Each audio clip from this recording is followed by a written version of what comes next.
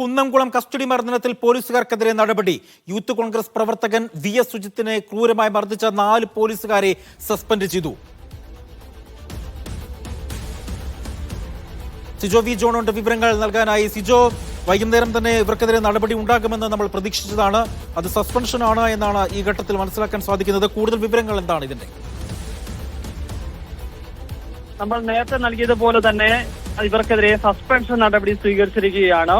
ഉത്തരമേഖല IG ആണ് ഇത് സംബന്ധിച്ച ഓർഡർ പുറത്തിറക്കിയിരിക്കുന്നത്. 4 പോലീസുകാർ, കുന്നംകുളം SI ആയിരുന്ന N Nukman, senior CPO Sasidharan, CPO S Sandeep, മറ്റൊരു പോലീസുകാരനായ സജീവൻ എന്നിവരെയാണ് ഇപ്പോൾ സസ്പെൻഡ് ചെയ്തുകൊണ്ട് നടപടി എടുത്തിരിക്കുന്നത്. ഇതിന്റെ ഒരു പ്രാഥമിക നടപടി എന്ന നിലയിൽ മാത്രമേ നമുക്ക് പറയാൻ സാധിക്കുള്ളൂ. കാരണം ഈ ഓർഡർ തന്നെ വളരെ വ്യക്തമായി ഒരു കാര്യം സൂചിപ്പിച്ചിട്ടുണ്ട്. ഇതിന്റെ നേരത്തെ സ്വീകരിച്ചിരിക്കുന്ന നടപടി അത് റിവ്യൂ ചെയ്യാം എന്നുള്ള ഒരു കാര്യവും ഈ ഓർഡറിൽ വ്യക്തമാക്കിയിട്ടുണ്ട്. സ്വാഭാവികമായി നമ്മൾ പറഞ്ഞതുപോലെ താൽക്കാലികമായി സസ്പെൻഷൻ നടപടിയിലേക്ക് പോകുന്നു.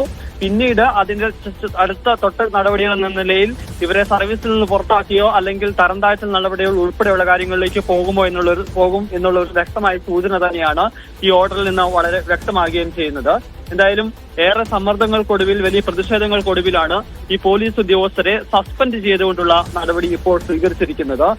ഇനി അങ്ങോട്ട് മറ്റു നടപടികളിലേക്ക് കടക്കുമെന്നുള്ളൊരു സൂചന തന്നെയാണ് സംസ്ഥാന പോലീസ് മേധാവി വ്യക്തമാക്കുകയും ചെയ്യുന്നത്.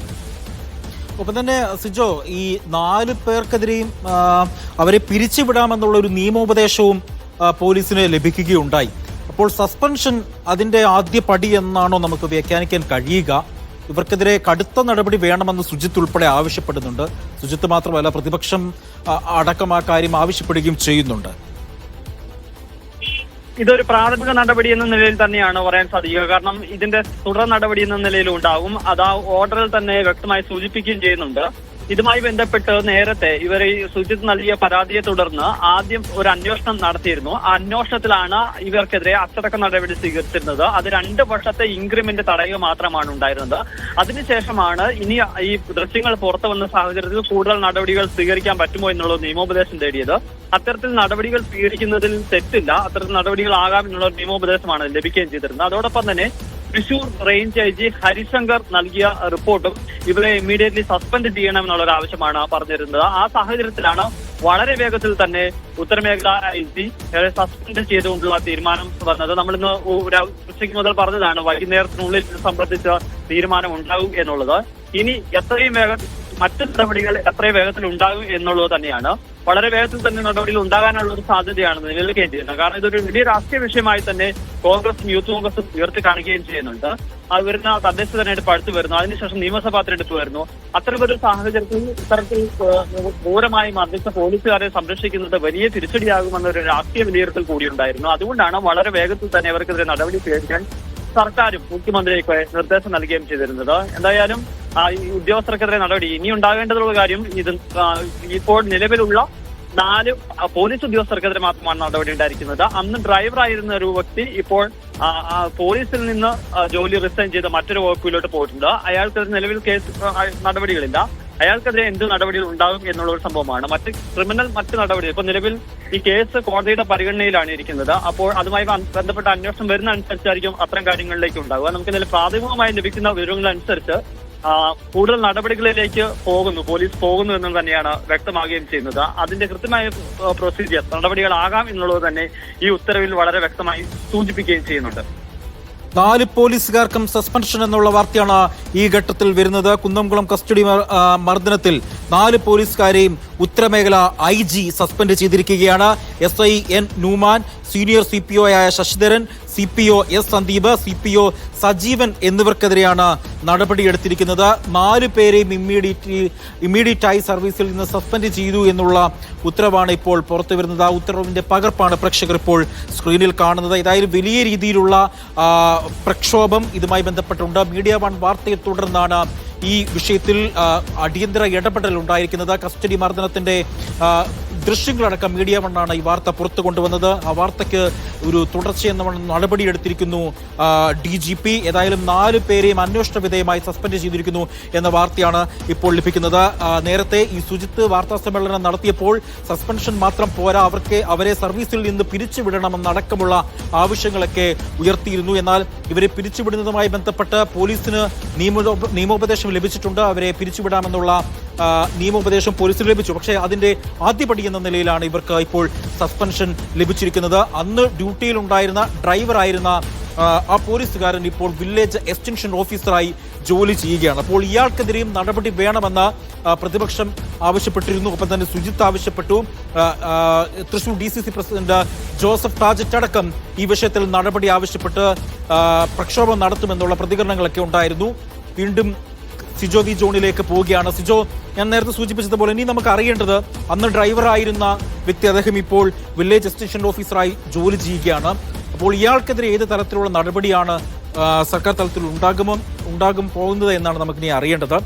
ഇതുമായി ബന്ധപ്പെട്ട ഏതെങ്കിലും വിവരങ്ങൾ സിജോയ്ക്ക് ലഭിക്കുന്നുണ്ടോ?